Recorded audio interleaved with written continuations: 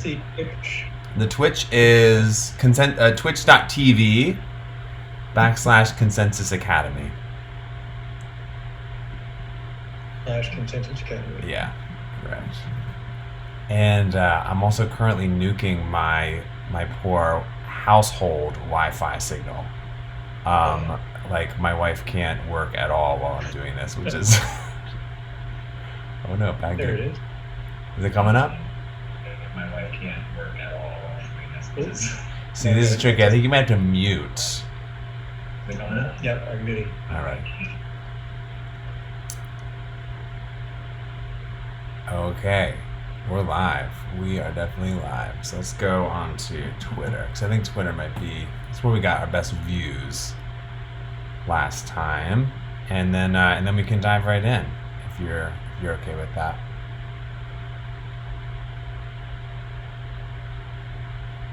Well, I lost your audio, Daniel.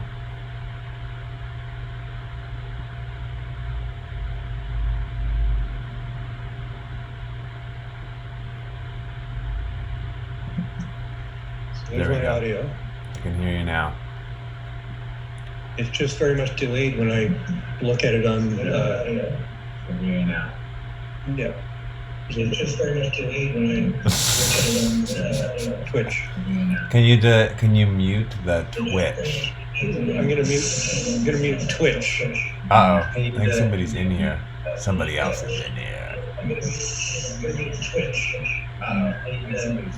No, you are infinite loop. Oh, woof. Okay, we're done. We got it. Alrighty, give me 1 second. I'm gonna find our live stream. We're gonna get started.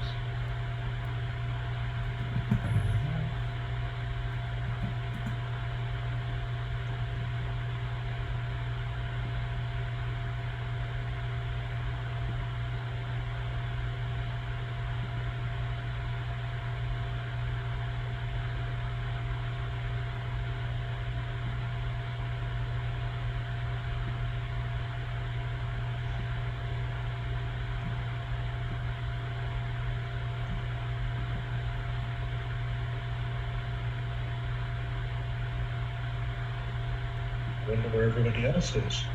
I don't know. It might be, I didn't really advertise it too much. I think people are gonna sort of come and go. Yeah, I'm not terribly concerned. Let's see here. Alrighty. I think we got it here now.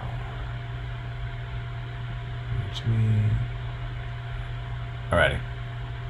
So we're live there, and then let me just let Larissa know that we're live, and we'll get cracking. Is the delay pretty bad between Twitch and what you're seeing now? It's only about 20 seconds. Yeah, it's bad. It is bad? Oh, that's bad. Yeah. That's really bad. Okay, how can we make it better? Oh yeah, I'm looking at it now. It's not 20 seconds. It's maybe 5. I'm looking at it right now. Okay, maybe 5. Okay. So here we go. We are gonna go ahead and get started. It's Coogan and Daniel today. Daniel, So far. Daniel's camera's not on. Daniel, you're not on. Are you purposely not on the? Are you staying anonymous in VR world there? I can go online. No, just show your. Oh, but you also don't. You don't have to if it's a secure. Oh.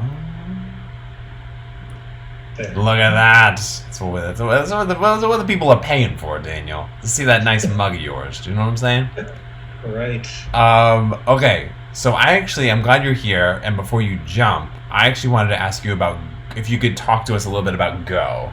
Because what we did yesterday, and I can do kind of like a little overview for folks who weren't here, is that yesterday we, and just to give people an update on all the different things that we got going on here. In the lower corner, you can see our Raspberry Pi, which has been booted up. We've got our rogues gallery over there, which Daniel's not a rogue. Daniel is quite well behaved, but we're just we got him in there just sort of, You know, you don't understand. So we set everything up, we unboxed it, and we got our thing initialized. And so here I am. I am just going in, and there's a little bit of a delay for Daniel. So we've got this, and we're just gonna keep on going through here. But one of the things that we're gonna do today, and maybe Daniel, I was hoping maybe you could talk about it while I am just sort of doing this last part of the initialization, is Go. Because I found Go to be setting up a Go environment to be really challenging the first time I did it. And I was wondering if you might be able to talk. I'm not sure how familiar you are. I imagine you're somewhat familiar, but just kind of like, I know that Go is a back-end system. People talk about it as a replacement for C and C++ alongside Rust. But you kind of have to do a lot of installation, and it's not an easy, at least for somebody like me that's familiar with Python and JavaScript, it was hard to come in. So I was just wondering, would you be able to talk a little bit about it? I know I'm putting you on the spot here, but. Yeah, no problem. I am not a Go developer, but I don't even play one on TV, but it is a weird setup. When I first tried to set it up, I thought, why do I have to set environment variables just for my and have things in certain directories? Why can't I just put things where I want? Yeah. So there are strange things like that. It is supposed to be a system level programming language replacement for things like C. It has the simplicity of C, but on top of that, when you compile a Go language application, it is self-contained. I think that's one of its major advantages, that when you compile a Go application, you can move it to any machine and it isn't dependent on external libraries. Is that, and again, I might be making a total fool of myself, but when people talk about make with C files, is that a similar thing? When you run make, is it you're creating a binary which can then run on any machine? Is that comparable at all? Well, make, when you're developing software, make is a utility that lets you combine commands to create the binary in the end. Yeah. Go and compile things and then bring in external libraries and things like that. Yeah. In order that you end up with the executable at the end. So make is almost like a scripting language more than anything. It's closer to Bash than it is to a full language. Yeah. But it's a very weird one where tabs are significant. Oh, that's interesting. That's really. Is this? If you tab too many times, it doesn't. Because you hate tabs. You're one of these knowledgeable language people who hate tabs. Can you? Okay, we can go down so many different wormholes. Sorry, I didn't mean to push you down. But okay, but you're saying when you build a Go file, when you build a .go file, it can run. But however, I'm trying to run a Go file. I'm not trying to build something. Well, technically, I'm building something. I'm just trying to run Geth. Why do I have to then build Go? It seems like that kind of is in tension with that. Do you know what I'm saying? Yep. You don't actually have to compile Go yourself. You can go and get it from the Ethereum website.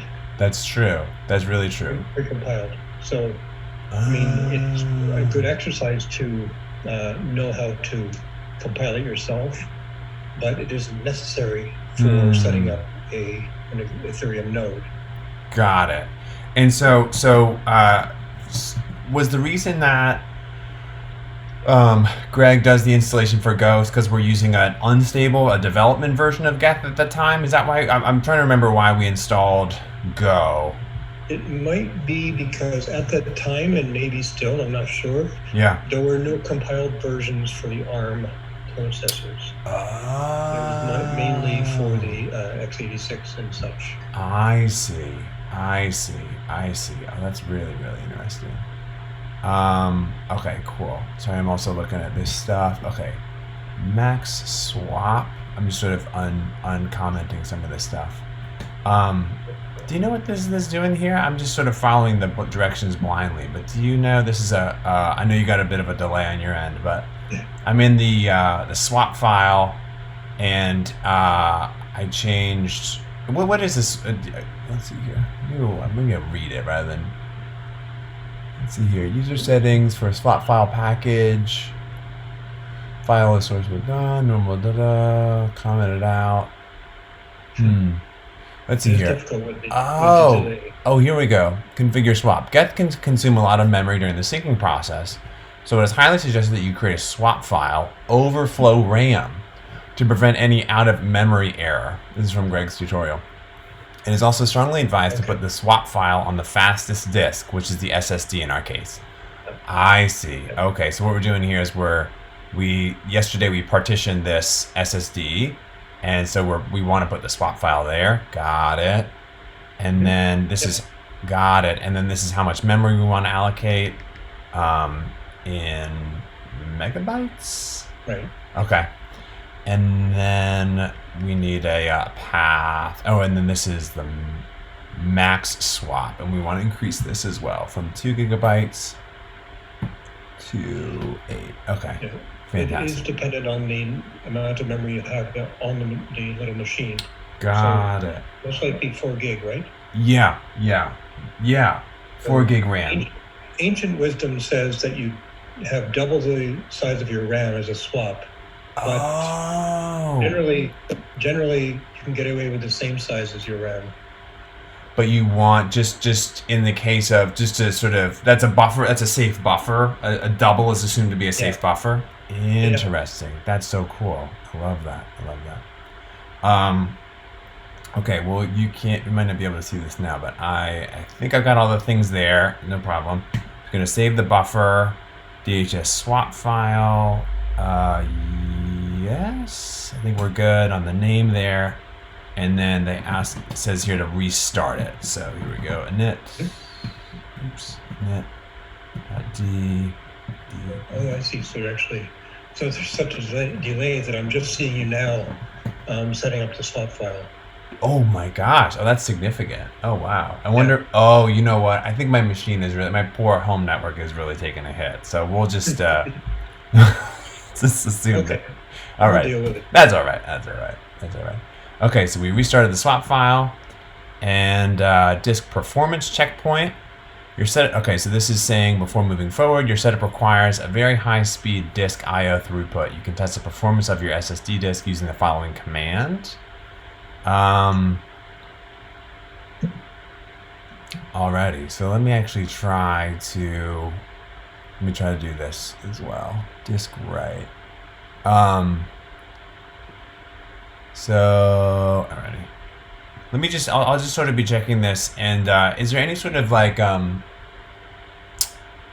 so the reason why, I know we're jumping all over the place, I apologize, but the reason why that we're installing Go and then installing and then building Geth is because there isn't an ARM compatible version binary distribution available at the time that the tutorial was written.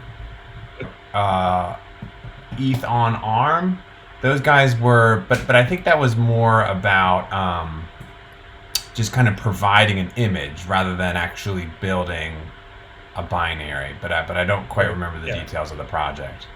I think it was, and in which case they probably went in and compiled Geth themselves for that project and provided it as part of it.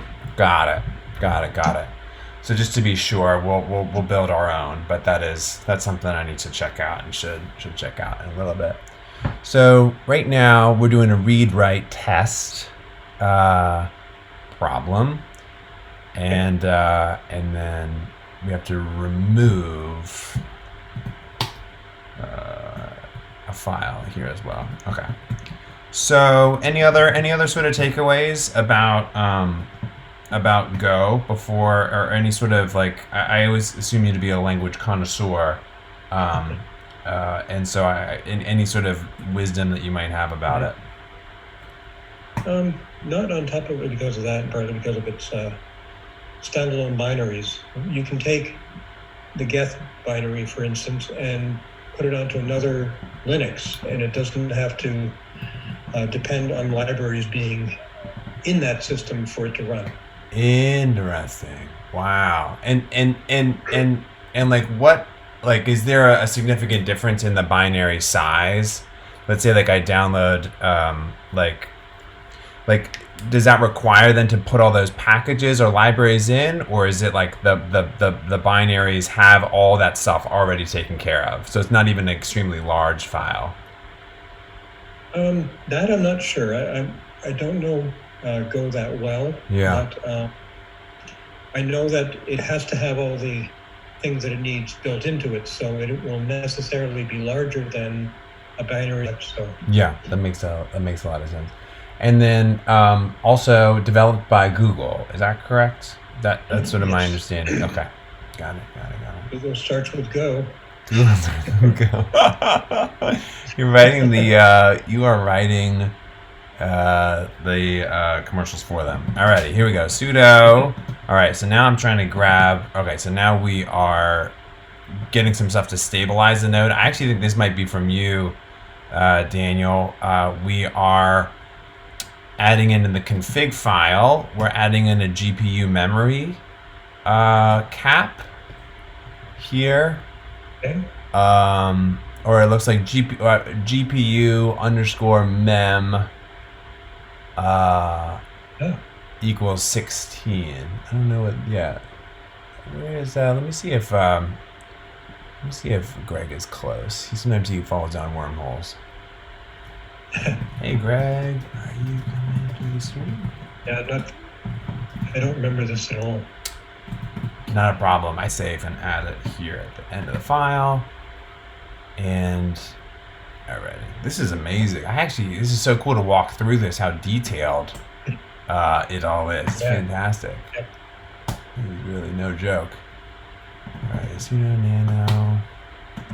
Let's see, what else can we chat about while I'm. What I was doing is looking to see if there are any builds for. But we will. Yes, there are. Oh. Geth.ethereum.org/downloads. Oh wow. They have one.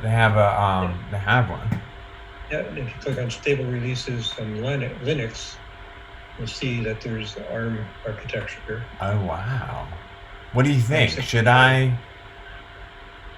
Let's see here. Raspberry Pi. It looks like. What do you think? Should we? Actually, it doesn't look like it's too bad to build Go from source here. Yeah. Okay. Yeah. All right. So the first thing we're gonna do is we're gonna do this. Make our download folder.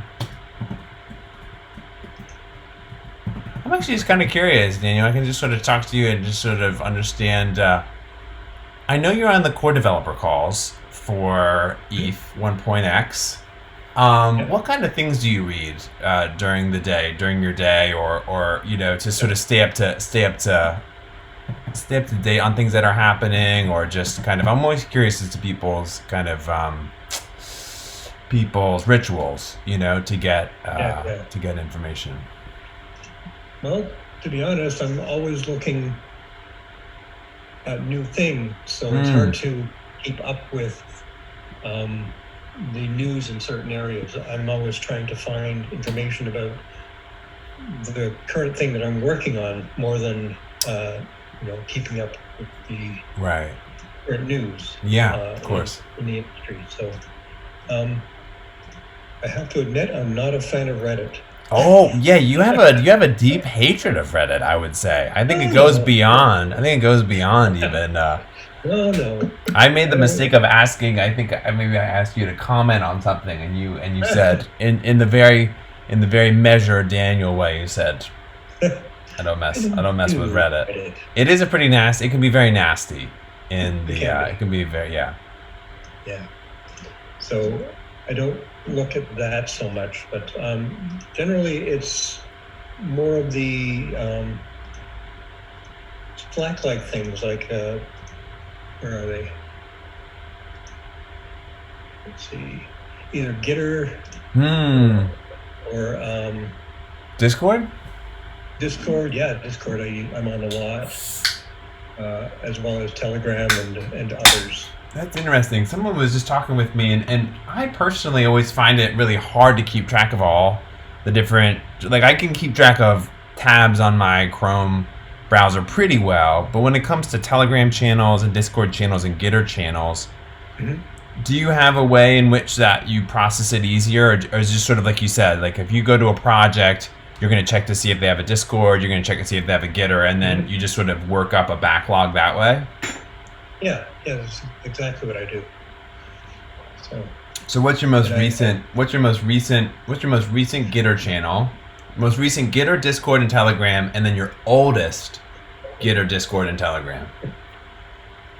Well, Gitter hasn't changed for a long time for me. I'm on mainly the Alcor devs, name registry, Go Ethereum, and eWasm, even though there's not a lot happening on eWasm. Oh, really? Yeah.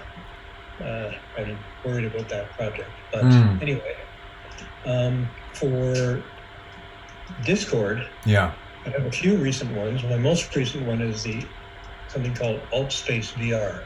Ooh. Oh, yes. And we should actually say, you should say kind of why you're there, maybe too. Sure. And I was also looking at the Mozilla Hubs Gitter as well, because they have a VR framework that you can use. So in these harrowing times of social isolation, I've been trying to find ways for people to get together more than just with, say, a Zoom chat, because it's, even in a Zoom chat, you don't feel like you're there with everyone. It's true. There are systems now like AltSpace or Mozilla Hubs and some larger ones that when you go in there with VR, you feel like you're actually standing next to a real person. That's wild. I mean, it is obviously still cartoony, especially in the case of Hubs, but there is a much, much, much higher sense of presence when you're using things. So that's why I'm on those Discords. That's interesting. There was another one called Decentraland, which is a VR world based on the Ethereum blockchain. Yeah.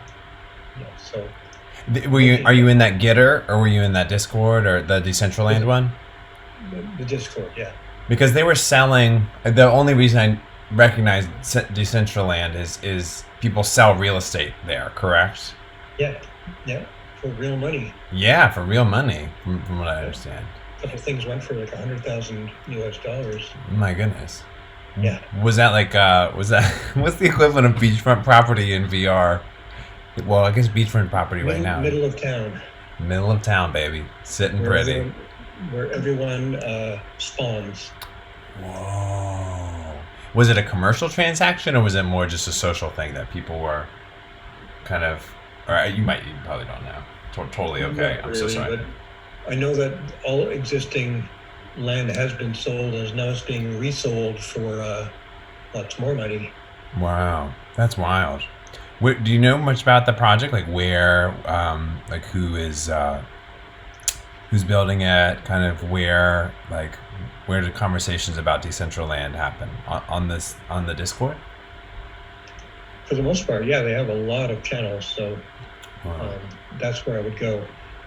When I kind of followed a path to get to AltSpace. I started with, because I already knew about Decentraland, so I checked that out first for the VR stuff.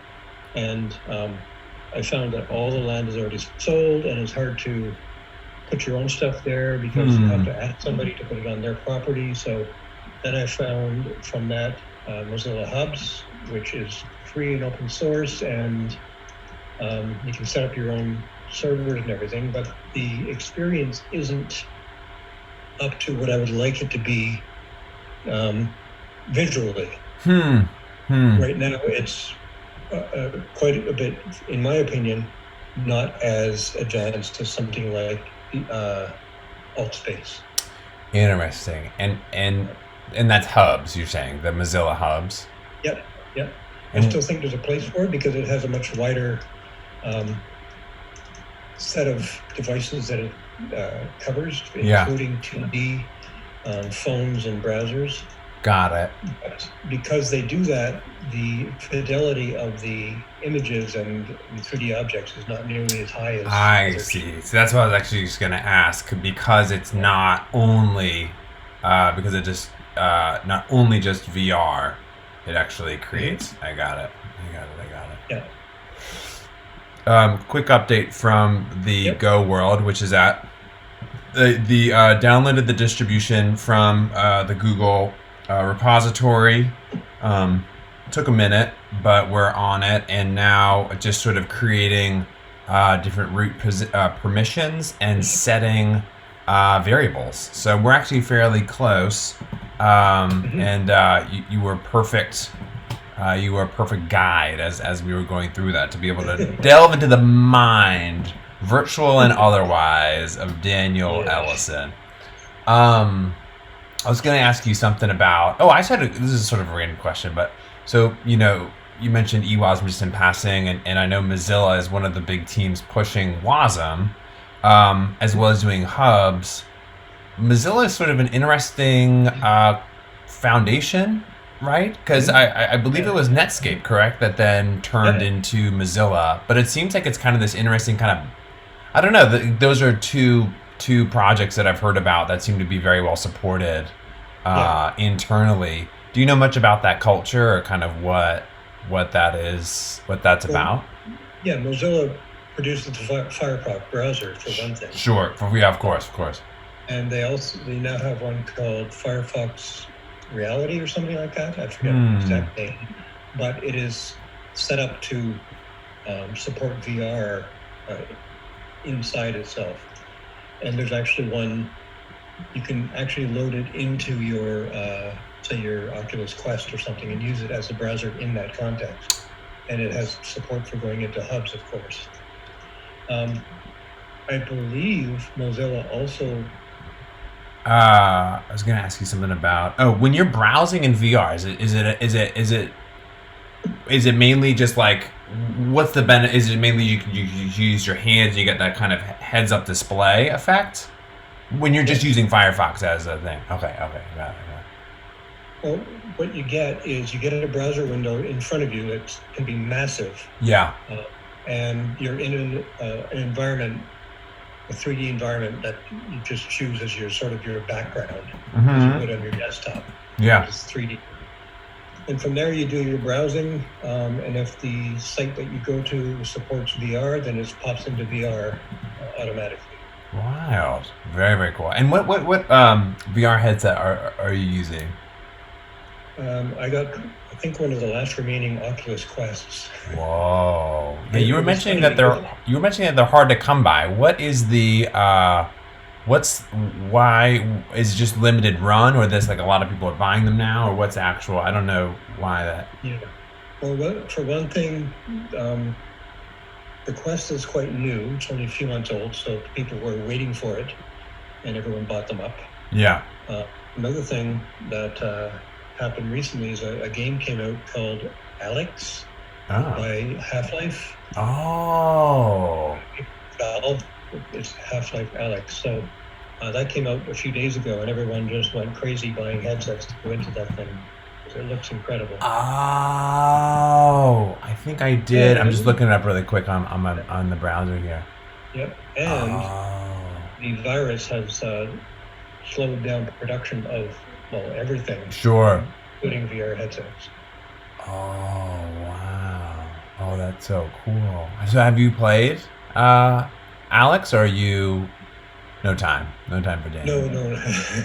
I have not had time, and I've never been a big gamer though. Yeah. So yeah. I'd like you in to see the VR world, and because almost everything is manipulable, so you can actually go in there and open the fridge, take out a beer, throw it across the room, turn up the heat. Everything you can think of, you can do in that world. It's bizarre. That's totally bizarre. Really cool though. That's great. And so, do you prefer the Oculus Quest, or if you could have one in particular, what is the what kind of? Valve. It's called the Index, and it just came out as well. So they've sort of released the index and then released this game that is best played on the index. So they're kind of trying to corner the market. Got it. Amazing. But it's like twice as expensive as any other headset you can get. That's wild. Is this the first piece of hardware that is that the first piece of hardware that Valve has made? Yeah, that I don't know. Oh, okay. I haven't been. I'm not being a gamer. Yeah, right. Valve. Yeah. The only thing I know is that they now produce this amazing headset. Amazing. That's so cool. So this is the one that you would go with. Fantastic. Quick update from Greg. He is running a little bit late. So also, Daniel, if you do have to run, because I know Daniel is working very hard, just to be perfectly clear. Also, this is part of our DevRel. Daniel and I do developer relations for ConsenSys, so we're doing our jobs, folks. Don't come at us. Don't come at us. May look like we're playing, but we're not playing. No, not playing. Not playing. Except playing for keeps. That's the only way we're playing. Exactly. And sink or swim. Did you see it on the thing? I did. That was great. Daniel Ellison gave us sink or swim yesterday, and that's what we're going with, for better or for ill. Yeah. This is our work. Yeah, this is our work. This is our work right now. And so I'm cloning right now. I think also because I am also not a gamer. And so it's just taking a minute to clone. So in the meanwhile, I reached out to Peter actually because John Adler wanted to know. I was sort of talking about this project on Twitter, and he wanted to know whether we could clock transactions per second processed. And so maybe while this is downloading, I might look up that metrics flag. Did you see that that Peter mentioned? Yep. Let me look I up. saw that. I haven't sunk a node for a little while. Sure. So I didn't get a chance. Yeah, it looks like it might have been released just last November. So I think totally makes. Alrighty, so this is saying metrics and monitoring. Those are from Adam. Good PM over at Geth. Geth has quite a nice logging system capable of creating leveled log entries tagged with various parts of the system. This helps enormously during debugging to see exactly what the system is doing, what branch it's taking, blah, blah, blah. The goal of Geth metrics is that we should be able to add arbitrary metric collection to any part of the code without requiring fancy constructs to analyze them. Whoa, that's interesting. To that extent, Geth currently implements two types of metrics. One is meters, analogous to physical meters, electricity, water, capable of measuring the amount of things that pass through and the rate at which they do that. This is so interesting. I had no idea this was even a thing. Second one is timers, extension of meters, where not only the occurrence of some event is measured, its duration is also collected. Similar to meters, a timer can also measure arbitrary events, but each requires a duration to be signed individually. Besides all the reports a meter can generate, a timer, blah, blah, blah, percentiles. This is interesting. I had no idea this even existed. Wow. Okay. Whoa, this is wild. Tonight and tomorrow I'll sort of look through it and see what I can come up with. But this is so cool. I had no idea this existed. That Peter's a smart guy. Golly, he really is. And then they also have this really interesting monitoring sort of instance up that I thought I also shared. Let me see here, Geth. Okay, I think this is it. It's this really cool little dashboard, I think showing, there must have been stuff that they have built. Yeah, you might not be able to see this, Daniel, but yeah, I'll Slack it to you so you can see it if you want later. Slack it to me. Slack it to me, baby. We also have just some music on here. Oh, Daniel, we need to have some music on here, which I'll put on in just 1 second. My poor computer and network doesn't that. Okay, so here we have CPU. And this is just a looks like they've got a boot node going on AWS. Oh, so this is one of the boot nodes that they host, I imagine, as part of the foundation. They've got a traffic, peers, ETH ingress. Oh, this looks like stuff that is. Oh, this is so interesting. Wait, can we talk a little bit about how smart Peter is? I don't know anything about him, and I was like, we had a conversation. I said, Peter, what do you read? I did essentially what I just did to you. I said, Peter, what do you read to run such a large code base? And he says, I don't read anything. I was like, oh well, there we go. It's just sui generis from the mind of Peter comes greatness. Just to clarify, Peter is one of the the key developer of Go Ethereum, which is the most popular Ethereum client, most used Ethereum client written in Go, and been maintained for quite some time now, probably going on 6 years. I guess it had to, it's as old as the network, right? I mean, it's the Go Ethereum client wasn't born with Ethereum network though. Got it. There was a C++ client before that was the main one. Oh, okay, cool. And that was Nethereum? No, that's .NET. Oh. Actually, .NET library for Ethereum. What is what's the C++? Do you remember the C++? Oh, and Felipe just joined. Hey, Felipe, how's it going? Hey there. It's a little bit more of a muted scene today. It's mellow day, a mellow day here while we're sinking, we're just sort of chatting because right now, we just built Go on the Raspberry Pi, and Felipe, so we're doing it on the Twitch just because there's an issue of bandwidth. Unfortunately, I can't share my screen, so it's on Twitch. But I guess I did that yesterday, and Daniel was, okay. So we're fine. I had no idea, Dave. It was so interesting. Okay. This is amazing. Okay, we can definitely find... Okay, and so we were also just sort of chatting about other random stuff, including John Adler, who works on Optimistic Rollup, asked about transactions per second processed while you're catching up to the network. And so I think what I might do today is we're about to build Geth. We're really close to finishing building Geth here, and then I might get it started. But then I'll probably pull, just for sake of the stream, just stop it, and then try to get a good metric in, or maybe I'll sort of see how the Wi-Fi goes, and then we can go from there. But anyways, how are you doing, Felipe? Thanks for joining. Yeah, I can only be here a couple of minutes because I have a perfect module number 1 for 500 Ethereum, Nigerian Ethereum. Oh my gosh! You want to talk a little bit about that? People, oh man, I'd love to. Talk about that.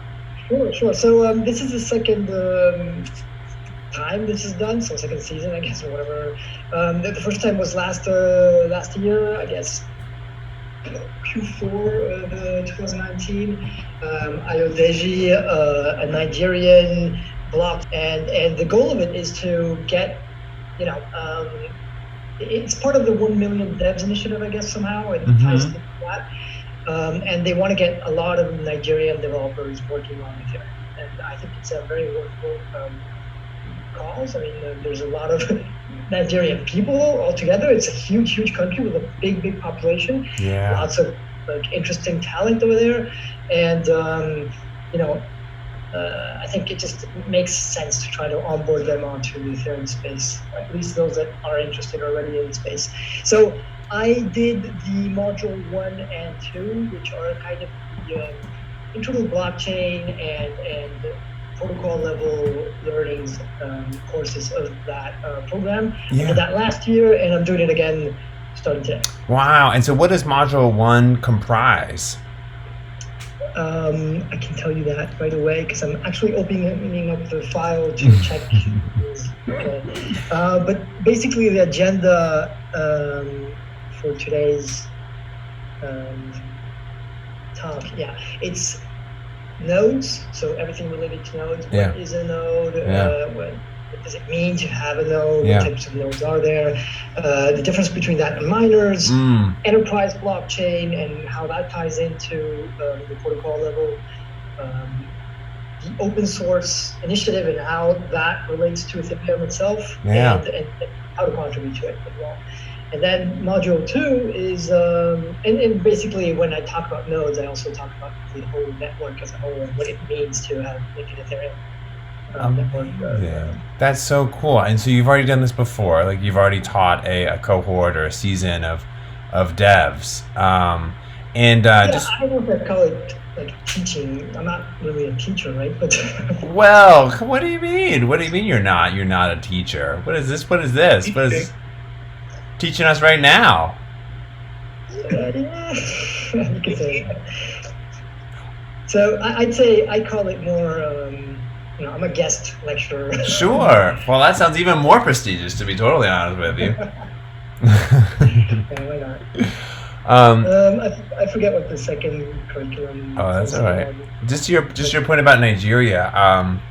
I've noticed. I saw that Dan Abramov, the creator of React, was speaking at a JavaScript conference, and I also didn't realize the JavaScript community in Nigeria also seems really formidable. Just like a really, really vibrant scene. Are people who take this course, are they in Lagos primarily, or are they? What's the sort of like? Where are they in Nigeria? Do you know?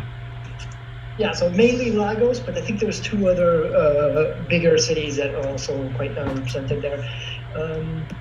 I'm not sure where, but I think Nigeria must be like the 4th or 5th most populous country like in the world, and people don't usually like. So many people don't know that. You know? Yeah, I had no idea. And, but yeah, it's a huge. Lagos is a huge city. There's an ETH Lagos, part of the ETH Global Initiative that goes on there every year. I think it's coming up soon if it hasn't been canceled. Yeah. I think in general it's just a very populous country, and there's a lot of developers out there, and so I think it makes sense to get them on board. I think that's amazing. That's so cool. I think that's so fantastic.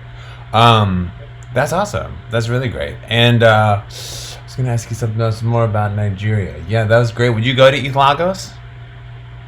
I wanted to go. Oh my gosh, that'd be so fun. That was in my plans in Q1, but I kind of restructured all of my event planning and for the rest of the year because of Corona. Of course. Daniel, would you go to ETH Lagos?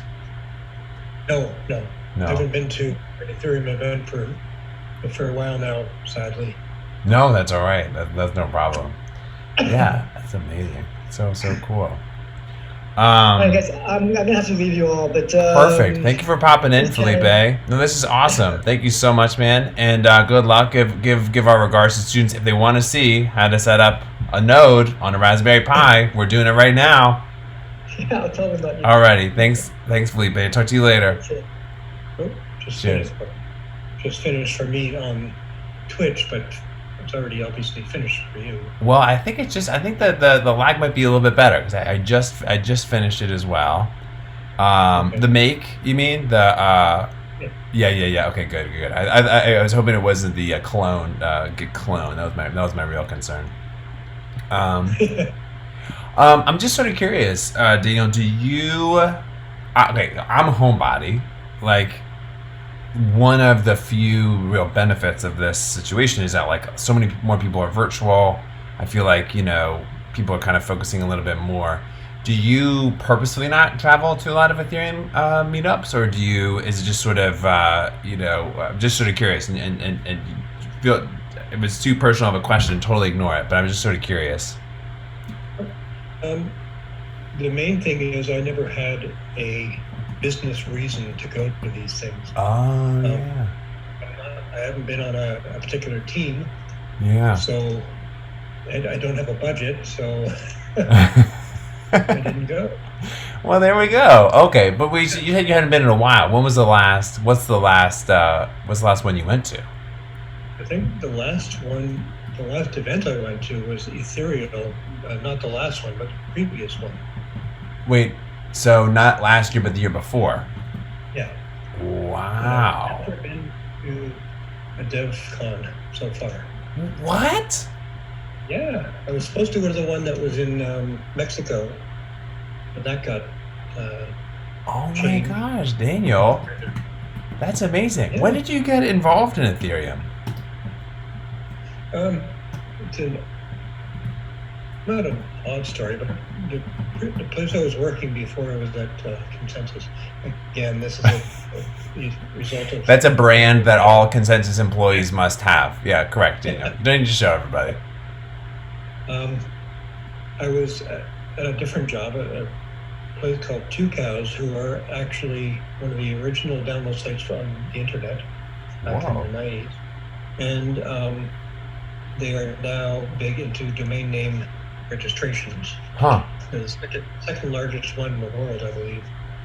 But, so I originally knew about Bitcoin, but I never really got an interest in it because it mainly seemed to be a vehicle for investment, and it seemed like a rather risky one. So sure.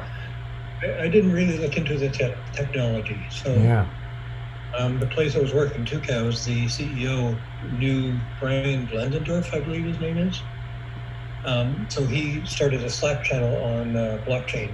I thought, oh, that sounds interesting. So I went there,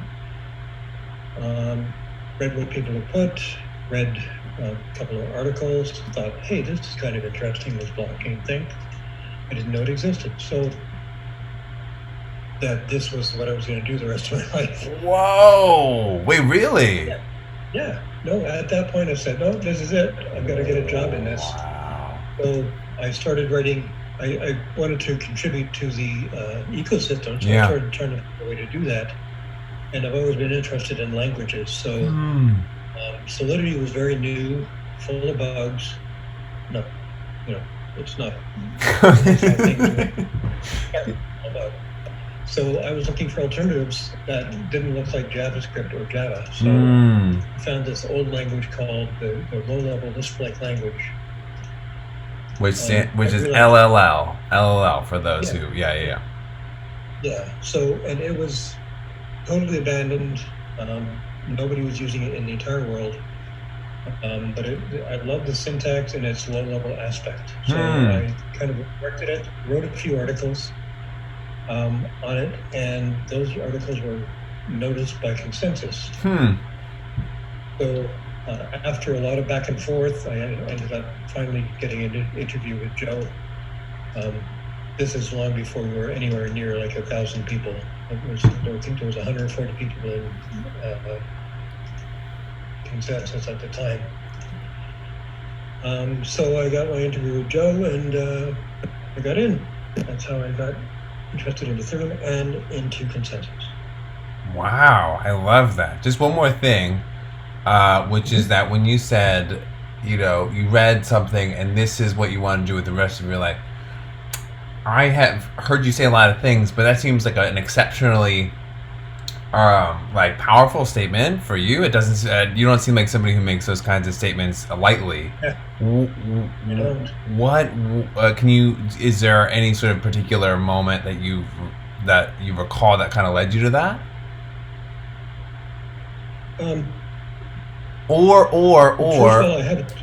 Or maybe like what for those people who that might be a confusing sentiment. Like what was behind it, kind of.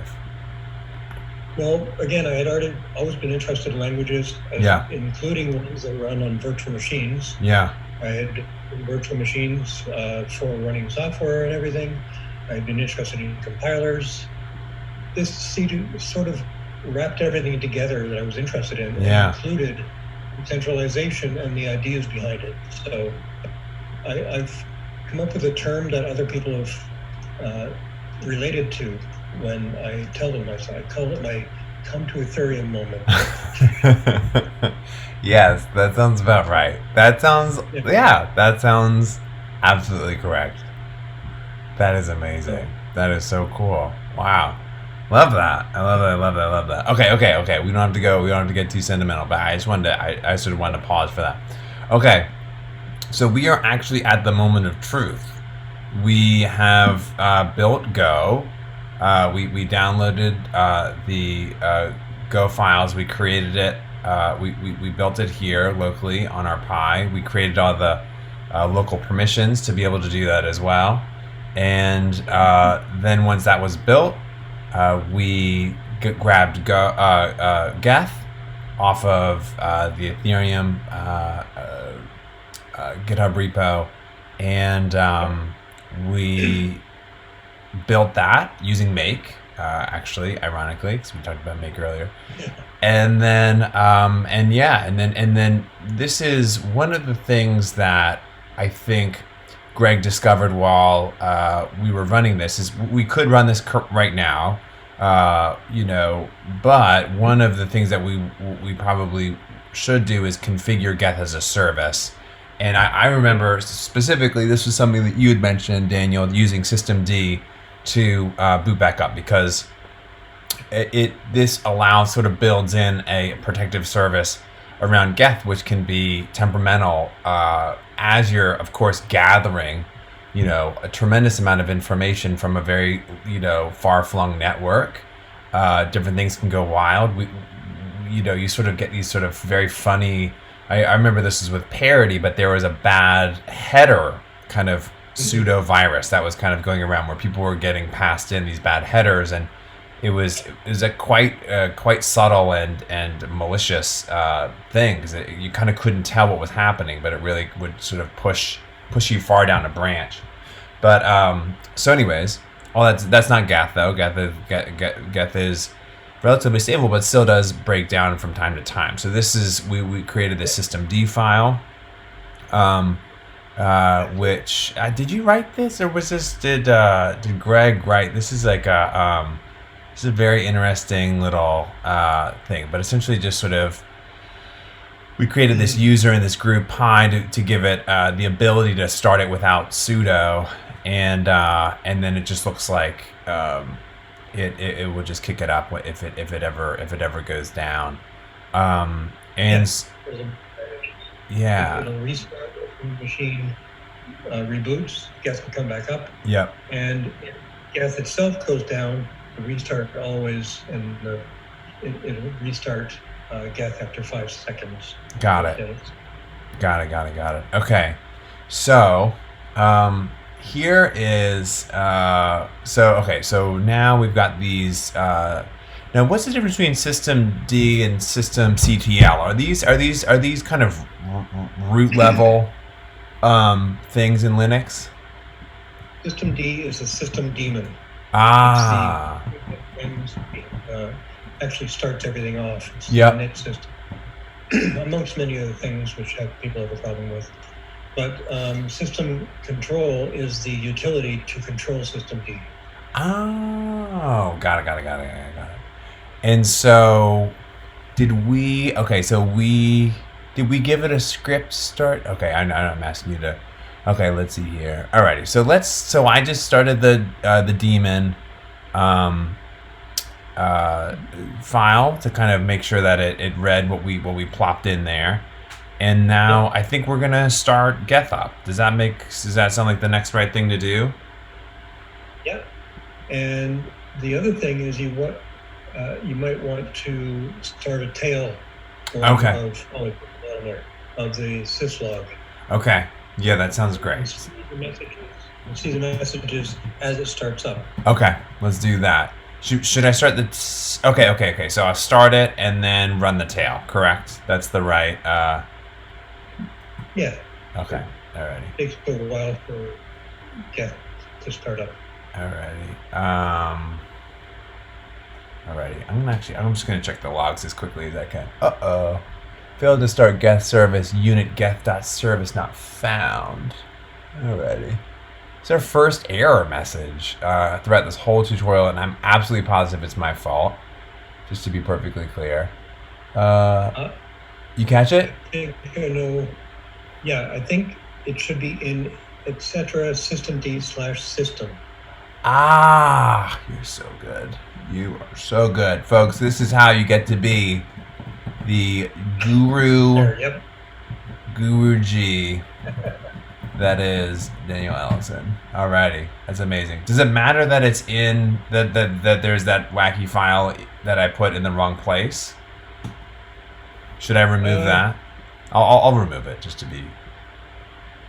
You can just move it if you want. Oh, that's way smarter thing You don't have to read. Yeah, you just from the command line you can move it from System D folder into the one below it. Yep. You,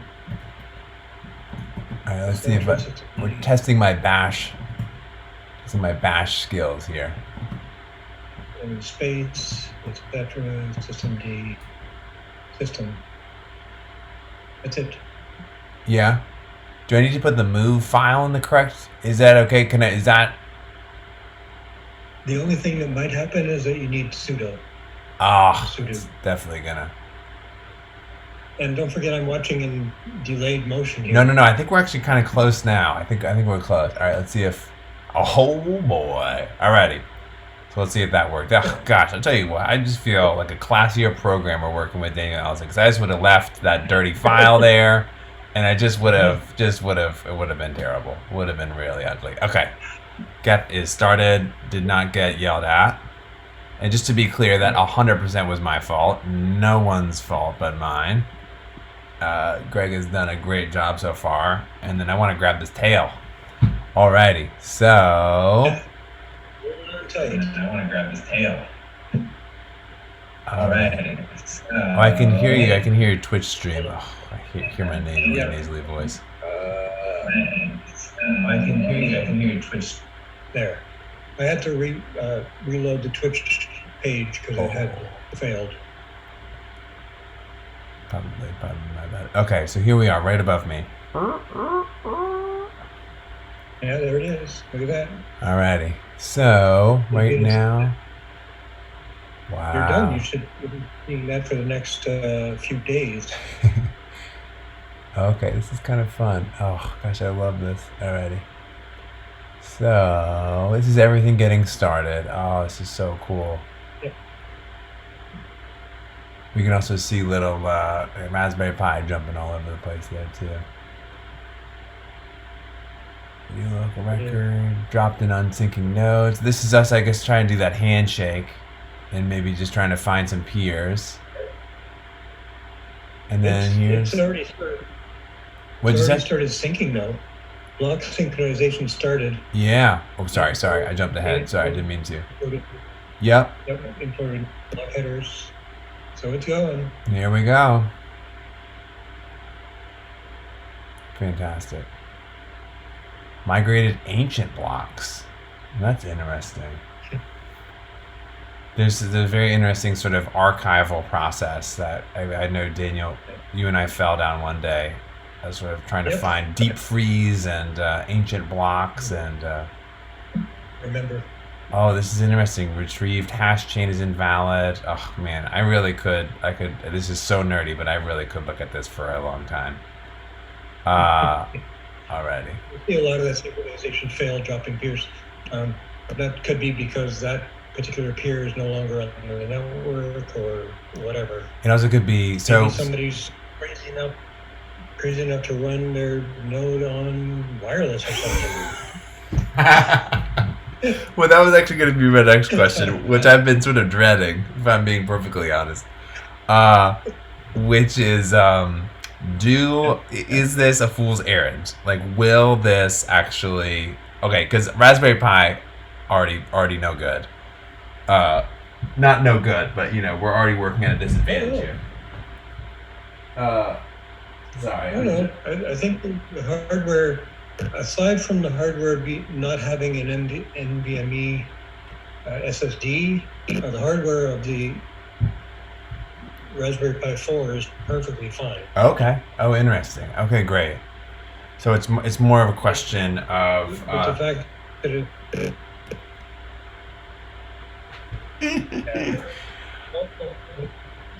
Oh yeah. That would do it. That would do it. Okay, this might be a better time than any to sign off. Actually, Daniel Ellison, you are a gentleman and a scholar, as my grandmother would say. Thank you for sticking with us through this whole initialization, and we're gonna we have successfully done it. Thank you to Daniel for hanging out today, for Greg for the excellent tutorial, and for everybody who came by yesterday. This is excellent.